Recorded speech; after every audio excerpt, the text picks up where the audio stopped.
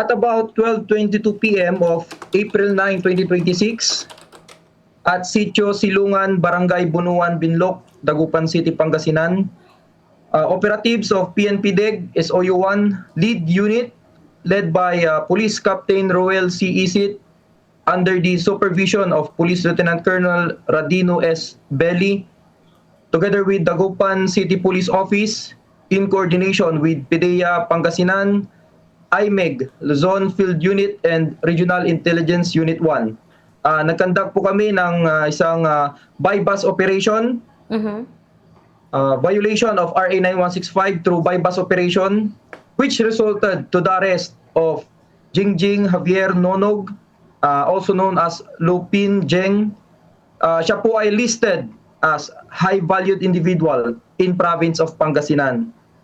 And 43 years old, female, single, jobless, and a resident of Barangay Bunuan, Binloc, Dagupan City, Pangasinan. Nagsimula po ito sa isang information na na-receive po namin sa aming confidential informant, and agad naman namin po itong inaksyonan at nagkaroon po ng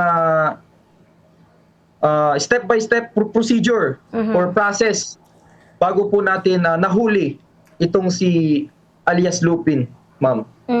Sir Mark, ilan po pala yung kabuuang halaga nitong nakumpiska po ninyong ipinagbabawal na droga dito po sa suspect po na ito? Yes, ma'am. During the day of operation,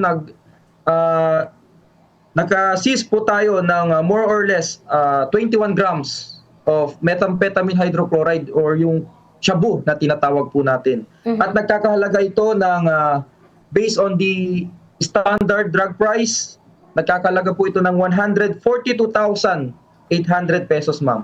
Ito pong suspect natin is nagtatransact po siya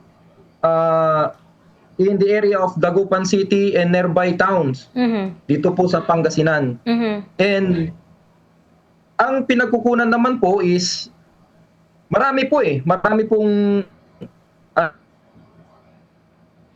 marami pong source kung saan po nanggagaling yung mga illegal drugs natin.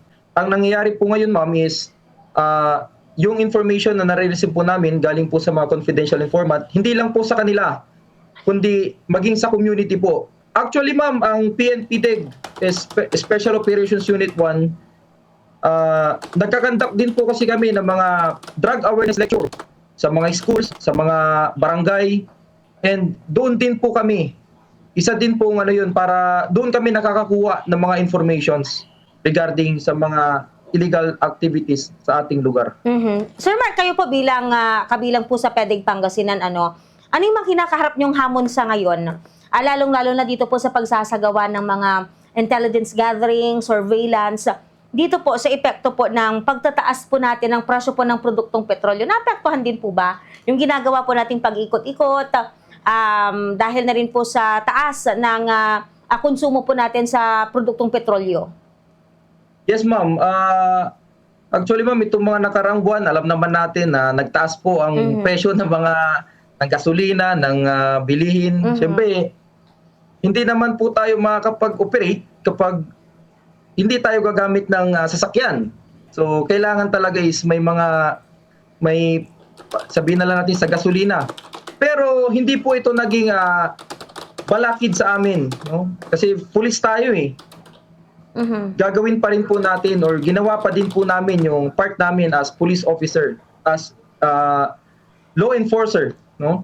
Kasi ang inisip po namin dito is para po sa bayan.